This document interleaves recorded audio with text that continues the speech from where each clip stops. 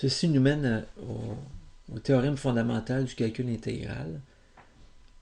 Alors, voyons de quoi il en retourne. En fait, c'est ce qu'on a appliqué tout à l'heure, le théorème fondamental du calcul intégral. On a une fonction continue sur un intervalle fermé, puis grand f de x est une primitive de f. Alors l'intégrale définie entre a et b, f de x dx, c'est égal à la primitive, une primitive. On applique aux bornes grand f de b moins grand f de a.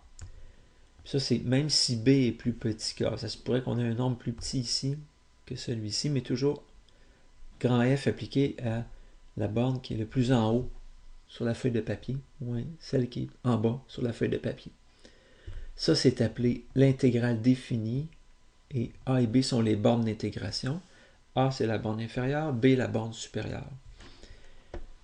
Dans le cas où on a une fonction qui est plus grande ou égale à 0, comme on a expérimenté jusqu'à maintenant, l'intégrale définie, ça donne l'aire entre la courbe de f et l'axe dx. Ça fait un résumé de tout ça. Une fonction plus grande ou égale à 0, en haut de l'axe dx ou sur l'axe dx parfois. L'aire entre la fonction et l'axe dx, entre les abscisses a et b, c'est donné par l'intégrale ici, l'intégrale définie. On va faire une distinction entre l'aire géométrique et l'aire algébrique. Vous avez ici une fonction qui est parfois en haut de l'axe dx, parfois en bas de l'axe dx. L'aire géométrique est ici 144 plus 90. Alors si on calcule par exemple l'intégrale définie de la fonction entre 0 et 6, 6 étant la valeur de x où la fonction vaut 0, on va trouver 144 si on calculait ça. Supposons qu'on trouve 144. Puis qu'on continue ici, on calcule l'intégrale définie entre 6 et 9. Ici, la fonction est en dessous de l'axe dx. Alors, quand on va faire notre calcul ici, on va obtenir un nombre négatif. Ça va nous indiquer que, ok, on est en train de faire un calcul pour une portion, pour un intervalle, pour lequel probablement que la fonction est négative. En tout cas, on voit ici qu'elle est négative. Donc ça peut nous arriver. Donc si on a un négatif, on dit, oups, c'est un peu étrange.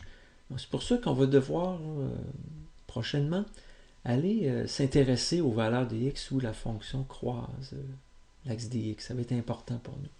Alors, pour l'instant, si on trouve moins 90, ça nous indique juste si on veut une aire négative. Mais nous, si on veut l'aire géométrique, on veut vraiment cet élément-là, cette section-là, cette surface-là a une aire de 144. Cette surface-là a une aire de 90.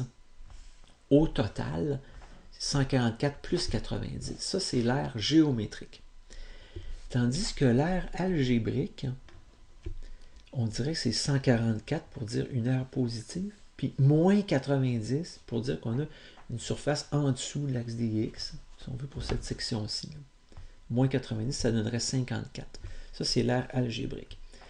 Et en fait, si vous ne vous préoccupez pas du fait que la courbe croise l'axe dx à 6 et que vous faites l'intégrale de 0 à 9, vous allez trouver le 144 moins 90 égale 54 qui est l'aire algébrique. Là, c'est tout dépendant de nous ce qu'on recherche dans notre problème. Parfois, on va dire qu'on veut l'aire géométrique, puis parfois, ça va faire notre affaire d'avoir l'aire algébrique. On va voir un exemple de ça. Je commence d'abord par un exemple plus simple. On a cette fonction-ci qui donne la vitesse d'un véhicule en mouvement rectiligne. Mètres par seconde. T est en seconde. On veut la distance parcourue par le véhicule durant les 5 premières secondes. On convient qu'une vitesse positive signifie que le véhicule avance et qu'une négative, il reculerait. Premier élément, toujours se méfier dans les problèmes appliqués comme ça, et même dans n'importe quelle fonction, si on n'a pas le tracé devant nous de la fonction, on ne peut pas savoir si la fonction est toujours positive ou toujours négative, ou si parfois elle croise l'axe des t ici. C'est pour ça que la première chose à faire, c'est de regarder s'il y a une intersection ou des intersections avec l'axe horizontal. Pour le savoir, si on veut savoir quand est-ce que la fonction vaut 0. Comme ça. Et ici, on peut y aller par factorisation. Ici, j'ai fait une mise en évidence simple. J'ai un trinôme ici. On peut y aller par produit-somme pour trouver ceci. Et puisqu'on a une multiplication d'éléments, on est capable de dire maintenant t plus 2 égale 0, donc t égale moins 2. T moins 6 égale 0, donc t égale 6. On peut dire ça parce qu'on a un produit de plusieurs facteurs qui donne 0. Si vous ne maîtrisez pas la factorisation des trinômes comme ça, avec t carré, quelque chose en t plus un nombre, eh bien, vous pouvez y aller par formule quadratique, ici. On trouve les mêmes réponses. Donc ici, je suis allé par factorisation d'un trinôme. C'est une méthode pour ça. Si on n'avait pas eu de moins 12, si on avait juste eu deux termes, une simple mise en évidence aurait fait l'affaire, on aurait été correct. Donc, essayez de tenter quand même une factorisation, mais c'est sûr que pour un trinôme avec du x carré, x, puis un nombre, eh bien là, ça prend la technique du produit-somme. Si ça ne va pas, bien, formule quadratique. Maintenant, on sait que la fonction croise l'axe du temps à moins 2 et à 6. On sait ça. On va regarder le signe de la fonction vitesse, parce que nous autres, on veut intégrer la vitesse éventuellement. Donc, c'est la fonction vitesse qui nous intéresse. On va regarder sur 0,5, c'est notre intervalle. Et bien, sur 0,5, la fonction est toujours positive. J'affirme ça, parce que on a dit qu'elle croisait la fonction vitesse, l'axe du temps, à moins 2 et à 6. Si on regarde, à moins 2, ce serait ici. Nous autres, on ne l'a pas. Le moins 2 ne nous intéresse pas, parce que notre intervalle est de 0 à 5. Puis elle va croiser aussi à 6, comme ça. Mais nous, on arrête à 5. Ça facilite les choses. Tout ce qu'on a besoin de savoir, c'est est-ce que la fonction elle est positive ou négative, parce qu'elle aurait très bien pu faire ça comme ça, puis être négative entre 0 et 5. C'est pour ça que ça nous prend un petit test. On va tester n'importe quel temps entre 0 et 5. Moi, j'ai pris 1. On va regarder la vitesse, on remplace t par 1. On trouve 30 qui est positif. Nécessairement, si à 1, elle est positive partout. Parce que elle devient 0 juste à moins 2, puis à 6, donc elle pourrait devenir négative à gauche de moins 2 ou à droite de 6. Donc on sait que la fonction est toujours positive, mais tout va bien. S, la position de l'objet, on définit ça. ds sur dt, c'est comme S' de t, c'est la vitesse. Donc si on veut la variation de position, ça va nous donner une distance parcourue. J'ai mis entre 0 et 5 pour bien spécifier. Nous, c'est ça qu'on est en train de calculer. C'est donné par l'intégrale entre 0 et 5 de la vitesse. Bien sûr, parce que la fonction position serait donnée par... C'est une primitive, serait donnée par l'intégrale de la vitesse. Alors, notre variation de position va être donnée par une intégrale de la vitesse, mais une intégrale définie entre 0 et 5. On effectue l'intégration. On applique les bornes. Vous voyez, j'ai pas de plus C. On n'a pas besoin. On remplace par 5. Moins. On remplace par 0. On trouve environ 136,7 mètres parcourus. Exemple 2. Encore la même fonction vitesse. On procède de la même façon. Mais ici, je veux, en A, je veux la distance parcourue par le véhicule durant les 9 premières secondes. Les 9 premières secondes. Alors, si on sait déjà que la fonction vitesse croise l'axe dt à moins 2 et à 6, c'est une autre paire de manches que tantôt. Parce que entre 0 et 9, c'est ce qui nous intéresse. Si la fonction vitesse croise à 6, ça se peut bien qu'elle change de signe, la fonction. Donc on fait des petits tests. On va faire un test entre 0 et 6. 6 étant un des nombres qu'on a trouvé. un des temps où la vitesse vaut 0.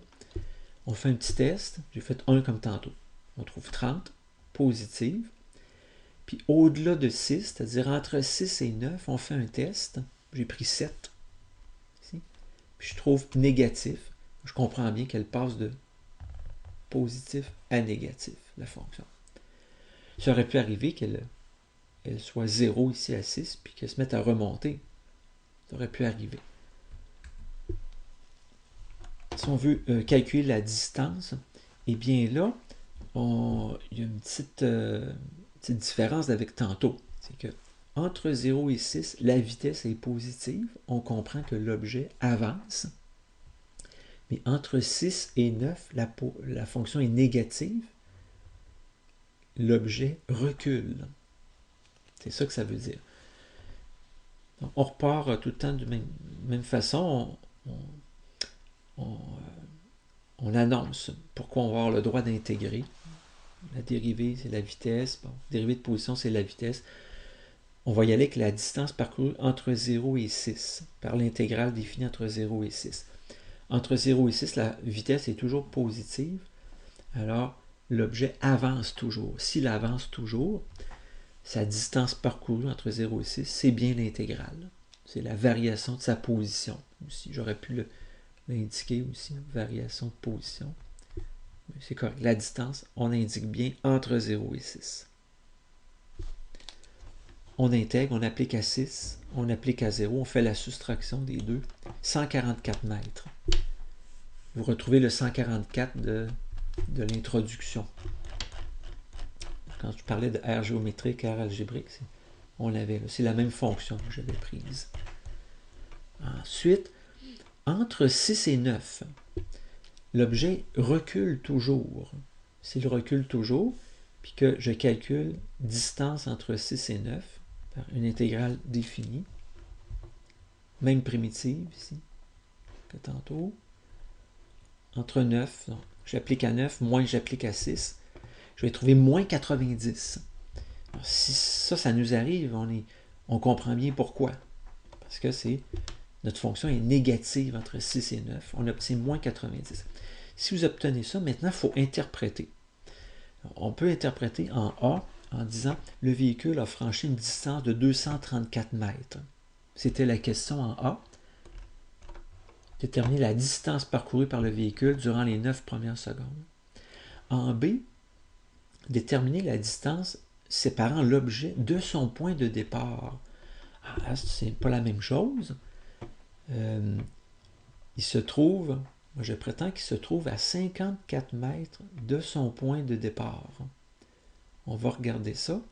On a dit que le 144, vu que la vitesse était positive, c'est que l'objet avançait de 144 mètres. L'objet est à son point de départ. Il avance de 144 mètres.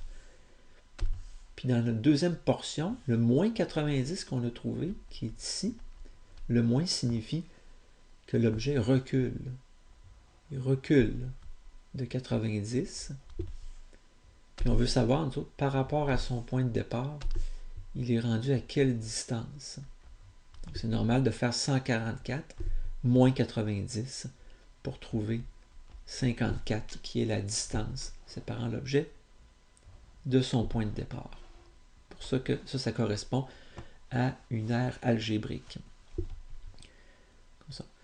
Si on vous avait posé juste la question, la distance le séparant de son point de départ, juste ça, on aurait pu y aller en disant « Ah, c'est une aire algébrique », on aurait pu y aller directement à l'intégrale de 0 à 9, puis on l'aurait obtenu, intégrale de 0 à 9, on aurait obtenu notre 54 mètres. C'est l'idée qui était ici.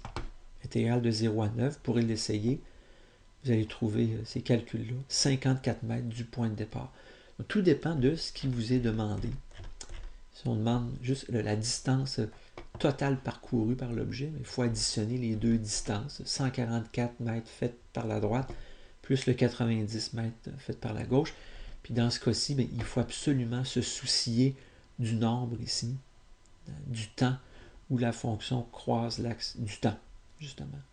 pour pouvoir calculer nos deux intégrales ici. Puis ensuite faire 144 plus 90 pour avoir la distance totale parcourue, 234 mètres.